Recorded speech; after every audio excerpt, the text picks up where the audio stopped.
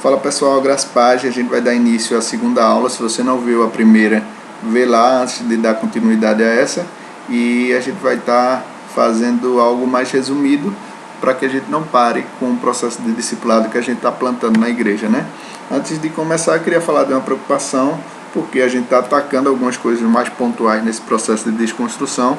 Então eu me preocupo com o nivelamento da turma, porque tem novos convertidos e há pessoas que estão há mais tempo na igreja. Então, para os novos, eu vou tentar falar de realidades mais palpáveis, algo que a gente possa conversar sem necessariamente você fazer conexões com, por exemplo, uma forma de que a gente trata coisas dentro da igreja com termos próprios de igreja, como também para os antigos, né? Eu penso que vai ter que ter um esforço ainda maior, porque você vai ouvir o que eu vou estar falando e vai querer fazer conexões com aquilo que já é base da sua formação. Não quero dizer com isso que você tem que escutar o que eu estou falando e tomar como verdade, né, absoluta, sem questionamentos. Muito pelo contrário, o que eu quero é justamente fazer um processo de desenvolvimento crítico para que você possa estar alinhado, né, com tudo isso que a gente está falando. Então, falando dessa preocupação, a gente vai seguir aqui, para mim essa foto representa bem o motivo pelo qual a gente não adota o discipulado como a principal característica de ação da igreja, seja no processo de edificação, como também no processo de alcance de outras pessoas. Para mim, a gente não adota o discipulado justamente porque demanda tempo, como essa foto representa, né? A gente vê aqui algo que está em crescimento, né? Mas para que chegasse até aqui, né? Você pode ver aí na sua tela, houve a escolha da terra, houve o plantio, né? Jogar a semente, houve o regar, houve o tempo. Então, o discipulado realmente efetivo, genuíno, demanda tempo, e é coisa que a gente, hoje em dia, na nossa sociedade, na vida, naquilo que a gente tem vivido de maneira regular, a gente tem desejado, pelo menos a gente tem buscado coisas que são mais imediatas, que tragam pelo menos resultados mais imediatos, e eu penso que isso tem sido muito prejudicial, porque a gente tem adotado esse mesmo critério para coisas na igreja, e a gente continua ou a gente faz coisas com o fim verdadeiro, com o fim de alcançar pessoas, mas a gente atropela muito o processo, e para mim isso tem sido extremamente prejudicial. E o que eu quero falar com isso é que, por exemplo, eu sendo um empresário, né? Sendo empresário aqui, vamos dizer que eu sou empresário de uma fábrica de biscoitos recheados, e eu vou apresentar esse biscoito para vender, né? Imagina se eu apresentasse com essa propaganda aqui, com essas imagens que está na sua tela, né? Qual seria o atrativo? Você acha que eu seria um empresário bem sucedido, né? Ou seria difícil das pessoas comprarem se eu apresentasse essas fotos? Mas se eu apresentasse assim, né? Olha aí, um chocolate, que mal, né? Você pode pensar que um chocolate vai fazer a você. Inclusive mais nutrição, menos açúcar. E eu lembro até de que tem uns que aparecem, né, com vitaminados. Meu Deus, é só coisa boa, coisa maravilhosa. O que eu quero dizer com isso é que quando eu olho para situações, deixa eu voltar aqui, quando eu olho para situações em que eu apresento, né, o Evangelho como algo que é extremamente atrativo para a satisfação imediata, né, eu estou negligenciando algo que deveria ser contado, deveria ser falado, deveria ser anunciado antes, porque métodos carnais atraem pessoas carnais. Então, basicamente, eu preciso fazer com que as pessoas vejam aquilo que eu estou apresentando de uma maneira diferente. Isso aqui eu estou falando por meio de figuras, principalmente para os mais novos, né? Eu preciso fazer dessa forma para que as pessoas possam aderir, quando na verdade a gente descredibiliza toda a ação e poder do Evangelho, que em si só tem todo o poder necessário para a salvação, que é o fim verdadeiro do Evangelho. E é claro que a salvação está ligada a algo posterior, né? Algo imediato, né, para a ação da vida da pessoa, mas que vai se concretizar no posterior, na esperança da eternidade.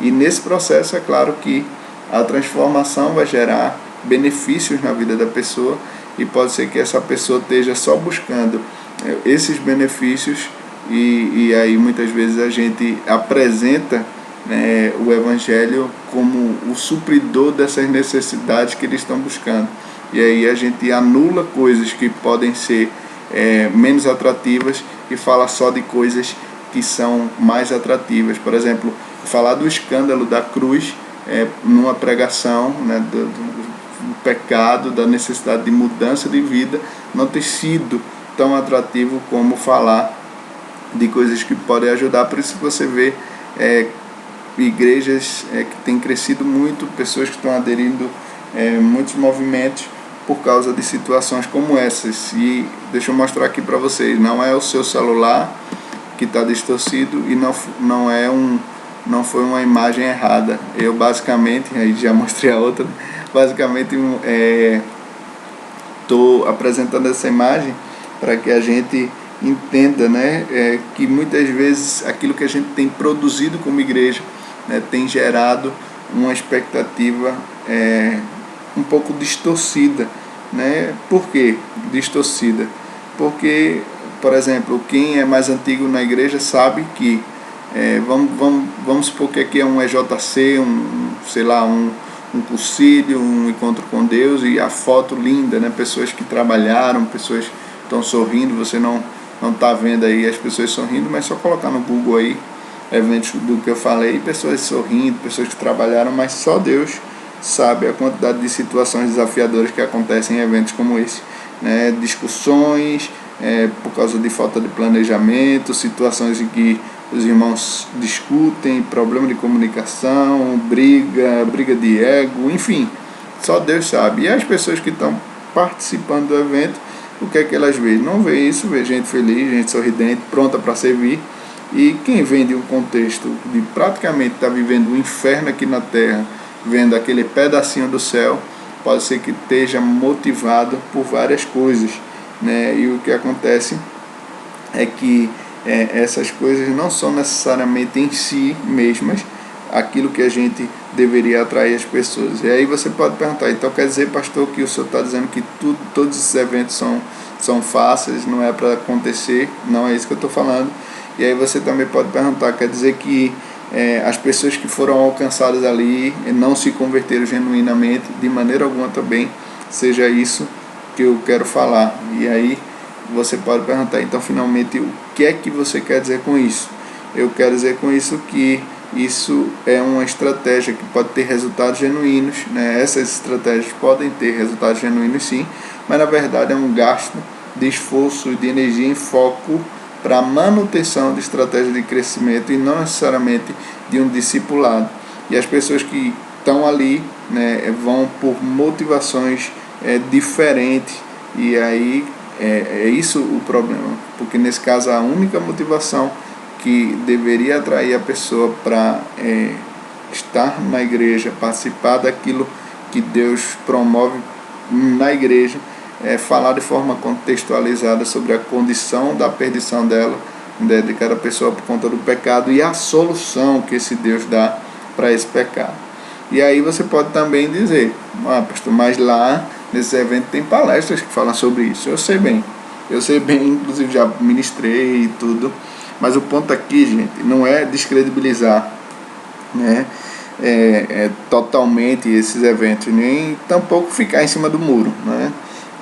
Quanto tudo isso que eu estou falando, o ponto aqui é denunciar que a maioria dessas estratégias estão voltadas a uma suposta contextualização, né, mas na verdade é muito mais um objetivo que está maculado na sua motivação principal, né? E aí, por que eu estou dizendo isso? Porque a essência da experiência religiosa é que a gente seja transformado por ela. E quando eu falo experiência religiosa, não é falando de uma religião X, eu estou falando do cristianismo em si mesmo, né? A essência do cristianismo é que a gente seja transformado pelo encontro genuíno com Deus, por meio do conhecimento da obra de Cristo. E isso tudo nos antecede. A gente não tem que mudar nada e a gente só precisaria replicar. E eu penso que a gente não tem replicado isso. E é muito interessante isso porque, nesse caso, o princípio do processo de transformação está ligado diretamente ao que Deus fez na minha vida por meio de uma redenção. E aí, ir na frente não é se render. Ir na frente não é se render. Eu colocar uma faixa 100% Jesus não quer dizer que agora eu sou um cristão, né? Eu não quer dizer agora que eu sou genuinamente cristão. Então, o que eu quero dizer com isso, gente, é de que quando a gente diz, olha, eu fui rendido, se você pode, por exemplo, ver nos noticiários, quando dizer assim, olha, aquela pessoa foi rendida por causa de um delito, por causa de alguma coisa que ela fez. Então, o que é que essa palavra, o que é que a definição dessa palavra quer dizer? Ela quer dizer que aquela pessoa que foi rendida, ela não tem mais o seu controle, né? Ela tem o seu controle ali tolhido. No caso dessa pessoa detida, ela está com o controle agora dado ou sob custódia do Estado, e ela vai ser levada para lugares que ela não quer ir. Ela perdeu o direito de exercer sua própria vontade. Eu sei que fazer esse tipo de comparação a um discípulo é ruim por causa do exemplo em si, mas por outro lado, a essência do exemplo, da rendição, é simples e profunda assim mesmo, do jeito que eu estou falando, porque a definição da palavra rendição está associada a não ter vontade própria, no caso, alguém que foi vencido, alguém que foi dominado, e não necessariamente algo simplesmente externo que eu coloco, é uma mudança de roupa, é uma mudança no vocabulário, é uma mudança nas músicas que eu ouço, é uma mudança, não necessariamente isso em si, né? A mudança ela é de dentro para fora, e é claro que mudando dentro, aquilo que está fora vai ser mudado, mas não pode ser o contrário. Esse é o ponto. O ponto aqui é a gente entender que isso tudo tem a ver com o discipulado mesmo, porque eu quero lembrar que a gente está introduzindo o pensamento para você sobre como a gente vai conduzir as coisas, e para isso a gente está desconstruindo muitas coisas primeiro, até porque não se põe, né, vinho novo em odres velhos.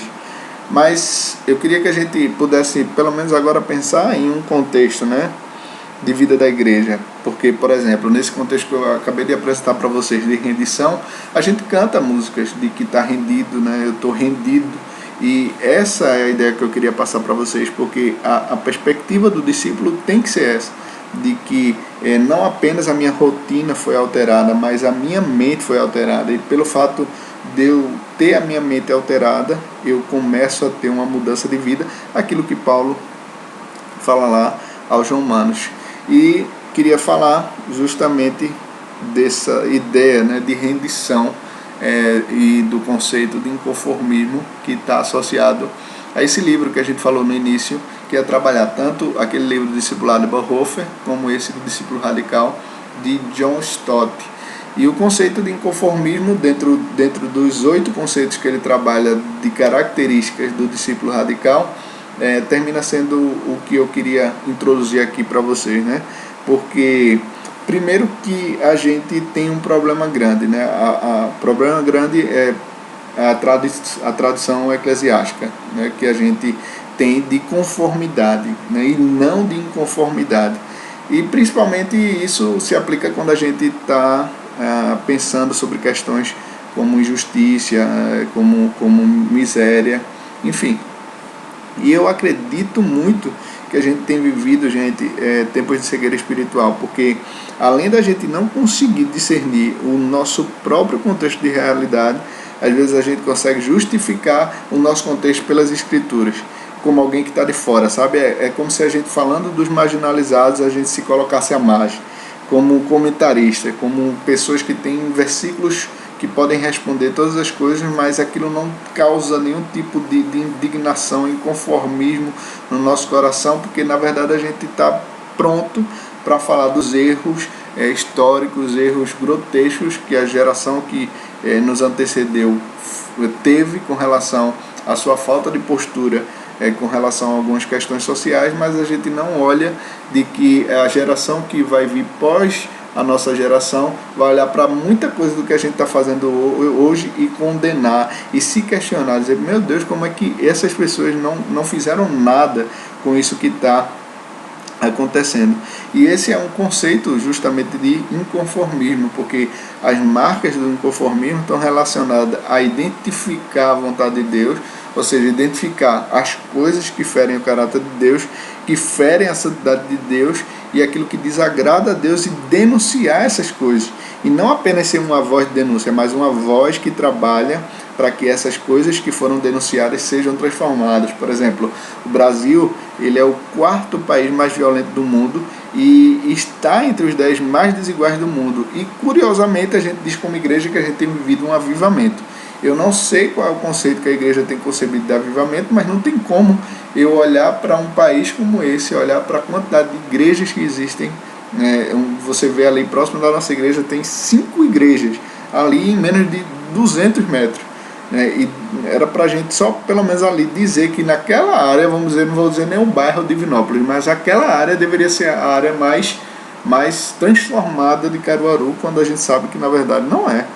Não é, porque não há relevância dessas igrejas. A gente tem só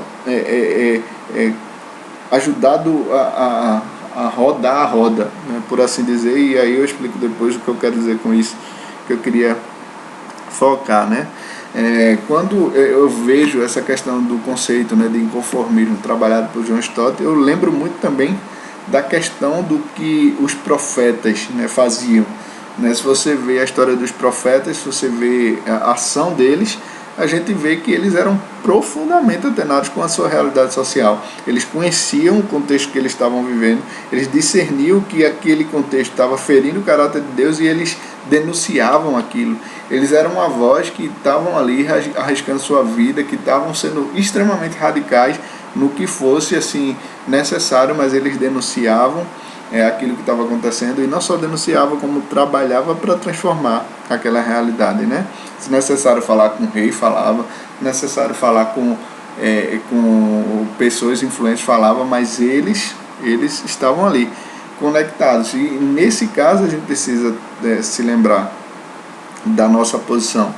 E para nós há um perigo, porque é uma tendência da gente confundir inconformação com a insatisfação, porque quando a gente olha, por exemplo, a igreja atual se mobilizando, faz muita revolução em cima de insatisfação, né? A gente tem a tendência natural de querer intervir naquilo que a gente não está gostando, daquilo que não atende a gente, sem perceber que a gente está sendo movido geralmente por uma carência e não por uma convicção, né? O discípulo inconformado, ele é movido pela revelação, por uma convicção, aquilo que Deus falou na sua palavra. E o que eu estou querendo dizer com isso, só para que você entenda. Olha para essa imagem aqui, né? Que é uma igreja contemporânea, é uma igreja, não estou dizendo que seja igreja bíblica, mas é uma igreja contemporânea que tem várias sedes, São Paulo e em alguns outros lugares. Uma igreja para homossexuais, né? Perdão. E aí uma igreja para homossexuais, e por que eu coloquei essa imagem? Porque esses dias eu vi uma reportagem, um quadro, melhor dizendo, de um homossexual estava entrevistando um pastor, e ele perguntou a esse pastor, né, disse assim: pastor, se eu for na sua igreja, você acha que as pessoas iriam olhar para mim diferente? E eu achei sensacional a resposta desse pastor. Ele disse: claro que sim. E é meio que um choque, né? Dizer claro que sim, claro que a igreja iria olhar diferente. E ele disse sim, iria olhar sim, porque para ele, né, e eu entendo o que ele falou, ele disse que a igreja é um recorte social, e a sociedade onde a igreja está inserida, ela é preconceituosa. E é claro que esse padrão de preconceito vai se repetir dentro da igreja. Mas, gente, quer dizer com isso que isso seja normal? Não. É o ideal? Não. Mas é comum. E o que ele fala é verdade. É comum que aconteça esse padrão, porque a igreja é um recorte social. Então, logo, se a sociedade onde as pessoas que fazem parte da igreja é preconceituosa, a sociedade está inserindo uma cultura preconceituosa. E o problema está justamente aí, de que a falta de discipulado faz com que a gente analise a cultura e a gente extraia aquilo que fere o caráter de Deus, que nesse caso poderia olhar o que Jesus fez com pessoas que têm esse tipo de opção, né, e estender a mão, não compactuar, não dizer que está certo, mas estender a mão como um instrumento de transformação e salvação, mas simplesmente a igreja tem a tendência de olhar com preconceito e só reforçar aquilo que a sociedade já faz. E esse é o problema, porque essas pessoas têm uma expectativa muito grande com relação à igreja. Essas pessoas olham para a igreja como um instrumento das mãos de Deus nesse mundo. E aí o questionamento que a gente deve perguntar, deve se fazer nesse caso, é se a gente está sendo realmente essa mão de Deus, esse projeto de Deus aqui na Terra. E aí a gente vai ficar por aqui, né? Por hoje a gente só está realmente provocando o seu pensamento para que a gente entenda que o discipulado não pode ser um programa eclesiástico, porque um programa eclesiástico tem fins em si mesmo. Também o discipulado não pode ser uma preparação para o ritual, no caso para discipulado, para batismo, para o que seja. É importante que haja uma exposição para que as pessoas tenham entendimento ao participar do batismo do que estão participando, mas isso não é discipulado. E também não pode ser um treinamento para a visão de estratégia de crescimento de igreja, porque a gente sabe que existem igrejas que são cheias, mas são sinagogas de Satanás, e a gente quer sim, a gente não tem fobia de números, mas a gente quer uma igreja que cresça com base sólidas em discipulados. A gente inclusive tem trabalhado e orado por isso. A gente quer que realmente pessoas cheguem e sejam transformadas. Então, finalmente, para que serve o discipulado? É justamente o que a gente vai tratar na terceira e última aula introdutória, né? A gente deu a primeira, a segunda agora, e a terceira vai ser introdutória, para a gente finalmente começar o discipulado. Então, fica ligado, só uns avisos breves da nossa agenda, fica por dentro, né, do que está acontecendo. A gente tem realmente entendido esse tempo como tempo em que a gente pode sair muito mais fortalecido na graça e no conhecimento do Senhor, tá bom? Deus continue abençoando você, Deus abençoe você e a sua família, amém? Deus abençoe.